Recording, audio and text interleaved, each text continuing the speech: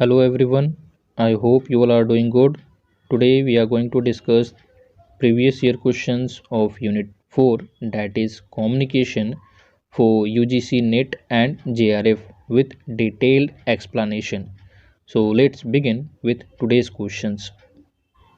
So the first question of this session we have, can I differentiate between the acceptance and non-acceptance of certain stimuli in classroom communication is the basis of which? That means यानी इस कहने का मतलब है कि बच्चे जो है किसी टर्म्स को वर्ड्स को वो एक्सेप्ट करते हैं यानी समझते हैं या नहीं समझते हैं, ये किस पे डिपेंड करता है। तो दीज आर द ऑप्शन, इनमें से हम लोग चूज़ करना है कि कौन सा ऑप्शन जो है करेक्ट हो सकता है कि बच्चे जो है क्लासरूम कम्युनिकेशन के दौरान जो है बातों को वो एक्सेप्ट कर रहे हैं या एक्सेप्ट नहीं कर रहे हैं, यानी उनको समझ में आ रहा है या फिर नहीं समझ में आ रहा है। सो ऑप्शन वी हैव, पहला नंबर दिया हुआ है selective expectation of performance, then we have second number selective affiliation of peer group, then C number दिया हुआ है selective attention and D we have selective morality। तो इसके अंदर जो है इसका करेक्ट आंसर है वो है सेलेक्टिव अटेंशन, यानी बच्चों का अटेंशन ये डिसाइड करता है कि बच्चे जो है टीचर की बातों को एक्सेप्ट कर रहे हैं या फिर एक्सेप्ट नहीं कर रहे हैं। तो इसका करेक्ट आंसर है वो है सेलेक्टिव अटेंशन। सो अगला क्वेश्चन दिया हुआ है हमारे पास एजर्सन और रीजन से रिलेटेड, कह रहा है the initial message to student in the classroom by a teacher need not to be critical to stabilize interaction letters. That means कह रहा है यहाँ पे कि जो टीचर जो है पहला अपना मैसेज करते हैं क्लास इंटर के दौरान, जो भी मैसेज देते हैं कम्युनिकेशन करते हैं, तो वो जो है फर्दर आगे जो है बच्चों से इंटरेक्शन करने के लिए जो है वो सही नहीं होता है। ठीक है, यानी पहला वर्ड जो देते हैं इंटरेक्ट करते हैं तो आगे जो है बच्चों का अटेंशन पाने के लिए कारगर नहीं होता है। ये एजर्सन दिया हुआ है। तो रीज़न दिया हुआ है, तो एजर्सन से हम लोग पता ही है कि एजर्सन हम और रीजन का क्वेश्चन कैसे करते हैं। एजर्सन पहले पढ़ लेंगे और ऐसे हम लोग यूज़ करेंगे क्योंकि बिकॉज कि ये रीज़न दिया हुआ है। तो एक बार रीज़न देख लेते हैं क्या कह रहा है। रीज़न दिया हुआ है, कह रहा है कि more control over communication process means more control over what the students are learning. अगर टीचर का जो है कम्युनिकेशन प्रोसेस पे अगर जितना कंट्रोल होगा उतना ही जो है बच्चे क्या सीख रहे हैं उसके ऊपर जो है कंट्रोल हो सकता है। तो ये स्टेटमेंट हमारा है बिल्कुल सही, यानी अगर टीचर का कम्युनिकेशन पे कंट्रोल है, क्या बोल रहे हैं क्लास के अंदर उस पर अगर फोकस्ड है तो बच्चे क्या सीख रहे हैं उस पर ये जो है कंट्रोल कर सकते हैं। तो पहला एजर्सन दिया हुआ है वो है गलत, क्योंकि पहले जो भी टीचर जो है पहला मैसेज देते हैं क्लासरूम में इंटर करते समय तो उसी के फर्दर जो है आगे कम्युनिकेशन स्टार्ट होता है, यानी बच्चे जो है आगे अटेंशन देते हैं टीचर्स को। तो पहला जो है हो गया एजर्सन गलत और रीज़न दिया हुआ है वो है करेक्ट। डैट मीन्स इसके अंदर ऑप्शन हो जाएगा हमारा वो है ऑप्शन नंबर डी, यानी जो ए है वो फॉल्स है, यानी एजर्सन जो है वो फॉल्स है और जो रीज़न दिया हुआ है वो है ट्रू। अगला क्वेश्चन दिया हुआ है फिर अगेन एजर्सन और रीज़न से ही है, कह रहा है to communicate well in the classroom. Classroom में जो है अच्छे से अगर कम्युनिकेट करना है तो ये जो है ये इंसान की जो है एक नेचुरल एबिलिटी होती है, यानी बचपन से ही जो है वो कम्युनिकेशन जो है सीख के ही आते हैं। ये एक नेचुरल एबिलिटी है क्लासरूम में कम्युनिकेशन, यानी अच्छे से बातचीत करना। क्योंकि बिकॉज रीज़न दिया हुआ है कि इफ़ेक्टिव टीचिंग इन क्लासरूम, जो टीचिंग होता है इफ़ेक्टिव टीचिंग वो डिमांड्स करता है नॉलेज ऑफ कम्युनिकेशन प्रोसेस। तो ये जो रीज़न दिया हुआ वो है बिल्कुल करेक्ट। ठीक है, क्योंकि जो इफ़ेक्टिव टीचिंग होता है वो डिमांड करता ही है कि टीचर के अंदर जो है क्या हो, कम्युनिकेशन स्किल्स हो, तभी जो है टीचर जो है अपने जो भी वर्ड्स हैं एक्सप्लेनेशन जो होते हैं उनको बच्चों के सामने अच्छे से प्रेजेंट कर सकते हैं। लेकिन जो हमारा जो रीज़न दिया गया है वो है गलत, क्योंकि कम्युनिकेशन जो है स्किल जो है वो नेचुरल एबिलिटी नहीं होता है, क्योंकि कोई भी जो है इंसान जन्म से ही जो है कम्युनिकेशन स्किल सीख के नहीं आता, जो है कम्युनिकेशन स्किल जो है आगे जो हम लोग को सीखना पड़ता है। तो ये पहला एजर्सन हो गया गलत और जो रीज़न है वो है सही। डैट मीन्स इस क्वेश्चन का करेक्ट आंसर है वो है option number D. That means एजर्सन जो है वो फॉल्स है और जो रीज़न दिया गया है वो है ट्रू। तो इसका करेक्ट आंसर है डी नंबर। क्वेश्चन है 19 नंबर, और इसके अंदर कह रहा है classroom communication is a transactional process. जो क्लासरूम के अंदर कम्युनिकेशन होता है वो एक तरह का ट्रांजैक्शनल प्रोसेस होता है। एंड रीज़न दिया हुआ है बिकॉज कह रहा है कि a teacher does not operate under the assumption of that student response are purposive. यानी रीज़न दिया हुआ है, कह रहा है कि टीचर जो है बच्चों के जो भी उद्देश्य होते हैं उनका जो फीडबैक होता है उसके लिए जो है वो उत्तरदायी नहीं होते हैं, यानी उसके लिए वो रिस्पॉन्सिबल नहीं होते हैं। तो पहले समझ लेते हैं कि ये ट्रांजैक्शनल प्रोसेस होता क्या है, उसके बाद जो हम लोग इस क्वेश्चन को अटैम्प्ट करेंगे। तो देखिए हाँ, ट्रांजैक्शनल प्रोसेस क्या होता है, तो एक एग्जांपल से हम लोग समझ लेते हैं। जैसे एक टीचर ले लेते हैं और एक स्टूडेंट, दोनों के बीच में कम्युनिकेशन स्टार्ट होता है। तो यहाँ से जो है टीचर जो है कंटेंट डिलीवर करते हैं, यहाँ से अपने वे में इनकोडिंग पावर यूज़ करके वो डिलीवर किया जाता है मैसेज को, और यहाँ तक स्टूडेंट के पास पहुँचा। फिर स्टूडेंट क्या करते हैं, अपना फीडबैक देते हैं टीचर को यहाँ से कि बच्चे को समझ में आया कि नहीं वो कॉन्सेप्ट। तो यहाँ से टू वे कम्युनिकेशन हो रहा है। तो जहाँ पे भी टू वे कम्युनिकेशन शुरू हो जाए उसी को बोलते हैं ट्रांजैक्शनल प्रोसेस। यानी यहाँ से टीचर जो है कंटेंट डिलीवर कर रहे हैं और यहाँ से बच्चे जो है क्या करेंगे, फीडबैक देंगे कि उनको समझ में आया है या फिर नहीं। तो इसी को बोलते हैं ट्रांजैक्शनल प्रोसेस। तो कह रहा है कि कम्युनिकेशन जो है ट्रांजैक्शनल प्रोसेस है, तो ये तो बात एकदम करेक्ट है, सही है, यानी हमारा एसेसन हो गया सही। लेकिन जो रीज़न दिया हुआ है, तो टीचर कह रहा है कि टीचर जो है जो भी बच्चे फीडबैक देते हैं तो उसके लिए रिस्पॉन्सिबल नहीं होते हैं, यानी उसके लिए जो है जवाबदेही नहीं होते हैं। तो ये हो गया गलत। यानी अगर बच्चे को समझ में नहीं आ रहा है तो ये टीचर का उत्तरदायी होता है कि वो जो है बच्चों को जो है कुछ अलग वे में, अलग वर्ड्स के थ्रू जो है उसको समझाए। तो यहाँ पे रीज़न जो है वो दिया हुआ है गलत और एजर्सन दिया हुआ है पूरी तरह से सही। तो इसका ऑप्शन हो जाएगा करेक्ट आंसर, वो है ऑप्शन नंबर सी, यानी A is true, assertion is true but reason is false. I hope आप लोग को ये समझ में आया होगा। चलिए नेक्स्ट क्वेश्चन देखते हैं। नाउ अगला क्वेश्चन दिया हुआ 20 नंबर, कह रहा है कि which of the following sets of statements is correct for describing the human communication process. तो ये सारे स्टेटमेंट दिए गए हैं और इन सारे स्टेटमेंट में से चूज करना है कि कौन कौन से जो है ह्यूमन कम्युनिकेशन प्रोसेस के अंदर आते हैं। ठीक है, डिस्क्राइब करते हैं ह्यूमन कम्युनिकेशन प्रोसेस को। तो ऑप्शन एक बार रीड कर लेते हैं, उसके बाद हम लोग यूज़ करेंगे इसके अंदर एलिमिनेशन मेथड, यानी कौन से जो है ऑप्शन नहीं हो सकते हैं पहले उसको हम लोग छाटेंगे।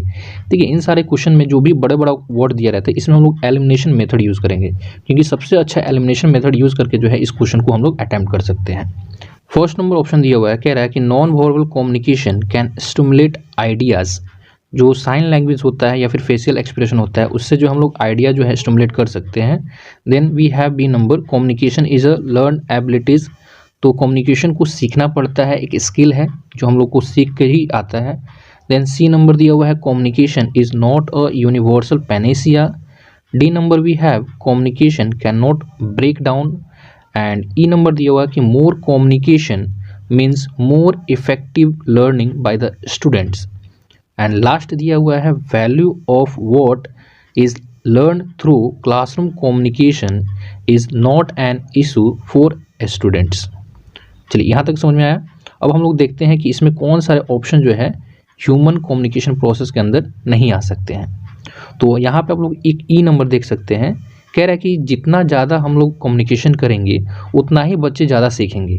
तो ये ज़रूरी नहीं कि अगर टीचर जो है क्लासरूम के अंदर कोई कुछ भी बोल रहा है, कम्युनिकेट कर रहा है, बातचीत कुछ ज़्यादा ही कर रहे हैं, तो इससे ये ज़रूरी नहीं है कि बच्चे जो है वहाँ से सीखेंगे। ठीक है, ज़्यादा कम्युनिकेशन जो है वो इफ़ेक्टिव लर्निंग का प्रोसेस नहीं है। तो ये जो है ई नंबर हो गया गलत। तो जहाँ जहाँ ई नंबर होगा उसको कर देंगे एलिमिनेट। तो ए नंबर में देख सकते हैं यहाँ पे ई नंबर दिया हुआ है तो इसको कर देंगे एलिमिनेट। चलिए ये हो गया एलिमिनेशन। फिर बी नंबर के अंदर भी दिया हुआ ई नंबर तो इसको भी कर देंगे एलिमिनेट, और डी में भी दिया हुआ है ई नंबर तो ये भी हो गया एलिमिनेट। तो इस तरह से जो हम लोग एलिमिनेशन मेथड यूज़ करेंगे और इसका जो है करेक्ट आंसर हो गया वो है ऑप्शन नंबर सी। तो ऐसे जो है एलिमिनेशन मेथड का यूज़ करते हैं और क्वेश्चन को अटैम्प्ट किया जाता है। तो एक सी नंबर में देख लेते हैं कौन कौन सारे ऑप्शन दिए गए हैं और ये सब जो है इसके ह्यूमन कम्युनिकेशन प्रोसेस के अंदर आते हैं।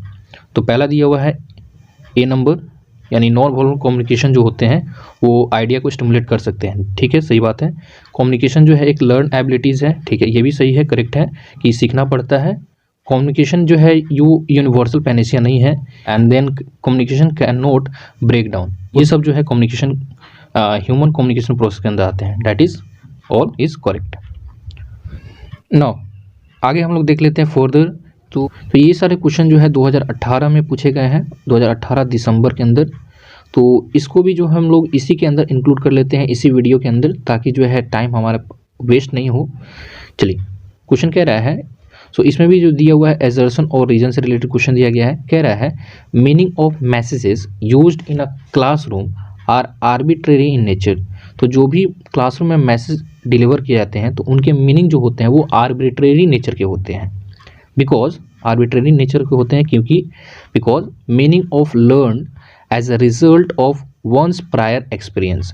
क्योंकि जो भी क्लासरूम में बच्चे जो बोलते हैं या फिर टीचर बोलते हैं वो सीखे कहाँ से होंगे, तो वो अपने प्रायर एक्सपीरियंस से, यानी लाइफ में जो उनका जो पास्ट एक्सपीरियंस होगा उसी के थ्रू से जो है वो मैसेज को क्या कर रहे हैं, क्लासरूम में डिलीवर कर पा रहे हैं। तो यहाँ पे हमारा जो एजर्शन है वो है डैट इज़ करेक्ट, और रीज़न भी जो है इसका करेक्ट है, यानी इसका जो है करेक्ट एक्सप्लेनेशन रीज़न दे रहा है, इसलिए जो है एजर्शन भी सही है और रीज़न भी सही है। और रीज़न जो है हमारे एजर्शन का करेक्ट एक्सप्लेनेशन कर रहा है, तो इसका जो है करेक्ट आंसर हो गया वो है ऑप्शन नंबर ए, यानी both assertion and reason are true. और जो रीज़न दिया हुआ है वो एजर्शन का करेक्ट एक्सप्लेनेशन करता है, तो ऑप्शन नंबर ए जो है इसका करेक्ट आंसर हो गया।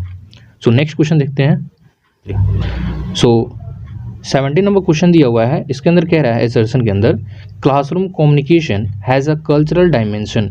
तो जो भी क्लासरूम कम्युनिकेशन होता है उसके पीछे जो है कल्चरल यानी सोसाइटी का जो है बैकग्राउंड होता है। बिकॉज क्योंकि दिया हुआ है belief, habit, custom, language are the cultural characteristics of communication.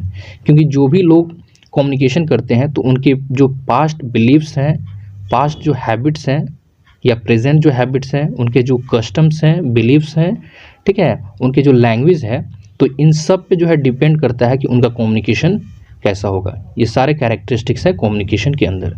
तो ये जो रीज़न जो दिया हुआ है वो करेक्ट है, और जो हमारा एजर्शन है वो भी है करेक्ट, यानी हमारा एजर्शन जो है वो दिया हुआ है एकदम करेक्ट, क्योंकि क्लासरूम कम्युनिकेशन के अंदर जो है कल्चरल बैकग्राउंड होता ही होता है।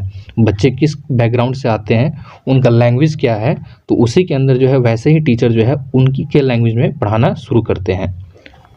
और ये जो है कल्चरल बैकग्राउंड जो है बच्चों के बिलीफ, टीचर के बिलीव्स, हैबिट, कस्टम और उनके लैंग्वेज पे डिपेंड करता है। तो ये सारे जो है कम्युनिकेशन के कैरेक्टरिस्टिक्स हैं। तो एजर्शन भी सही है और रीज़न भी सही है, और रीज़न जो है वो एजर्शन का करेक्ट एक्सप्लेनेशन करता है। तो इसका करेक्ट आंसर हो गया वो हो गया option number A, both assertion and reason are correct, और जो रीज़न है वो एजर्शन का करेक्ट एक्सप्लेनेशन करता है। दैट मीन्स ए नंबर जो इसका हो गया करेक्ट आंसर। क्वेश्चन नंबर 18 दिया हुआ है, कह रहा है in a classroom teacher and students use self interest issues to जज। यानी टीचर जो है और स्टूडेंट जो होते हैं वो सेल्फ इंटरेस्ट के लिए जज करते हैं। किन इन सारे ऑप्शन में से जो है किन चीज़ पे वो जजमेंट करते हैं। तो पहला नंबर ऑप्शन दिया हुआ है देयर एक्सेप्टेबिलिटी, सेकंड दिया हुआ है uncritical dispositions, then C number दिया हुआ है negative reinforcement of ideas, and D we have external non verbal cues. तो इसका जो है करेक्ट आंसर है जो टीचर और स्टूडेंट जो है सेल्फ इंटरेस्ट के लिए जजमेंट करते हैं वो है देयर एक्सेप्टेबिलिटी। यानी सो इसमें इंटरेस्ट में क्या होता है कि टीचर जो है जजमेंट करते हैं कि बच्चों को कितना समझ में आया। नाउ क्वेश्चन नंबर 19 दिया गया है, कह रहा है कि variables that affects the information processing in a classrooms are.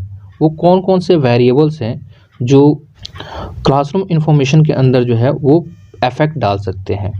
तो एक बार ऑप्शन रीड कर लेते हैं। पहला नंबर स्टेटमेंट दिया हुआ है परसेप्शन लेवल, यानी उनका अटेंशन लेवल।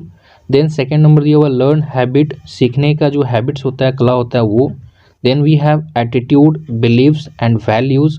फोर्थ नंबर दिया हुआ है सेलेक्टिविटीज़ फैक्टर। 5 नंबर दिया हुआ है मार्केट एक्सेप्टेशन, और 6 नंबर दिया हुआ है इंस्टीट्यूशनल इंटरवेंशन। तो इन सारे क्वेश्चन के अंदर हम लोग ये जो लेंदी क्वेश्चन हो जाते हैं इसमें हम लोग यूज़ करते हैं एलिमिनेशन, यानी पहले हम लोग पता करेंगे कि इस ऑप्शन के अंदर जो है कौन सारा जो है स्टेटमेंट नहीं हो सकता है। तो इससे क्या होगा, क्वेश्चन जो है हमारा सही होने की प्रोबेबिलिटी बढ़ जाएगा।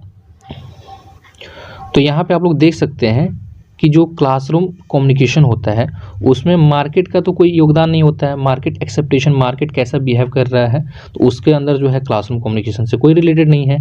तो यहाँ पे ये हो गया ऑप्शन नंबर एलिमिनेट। तो जहाँ जहाँ ऑप्शन के अंदर 5 नंबर स्टेटमेंट दिया हुआ है उसको कर देंगे एलिमिनेट। तो ए नंबर के अंदर दिया हुआ है ये एलिमिनेट हो गया। फिर बी नंबर के अंदर भी देख रहे हैं 5 नंबर दिया हुआ है, इसको भी कर देंगे एलिमिनेट। एंड सी नंबर के अंदर भी दिया हुआ है 5 नंबर, ये भी हो गया एलिमिनेट। तो ये 3 ऑप्शन जो हो गए हमारे रॉन्ग। तो एक ही ऑप्शन बचा, that is D number, and this is correct answer of 90 number question.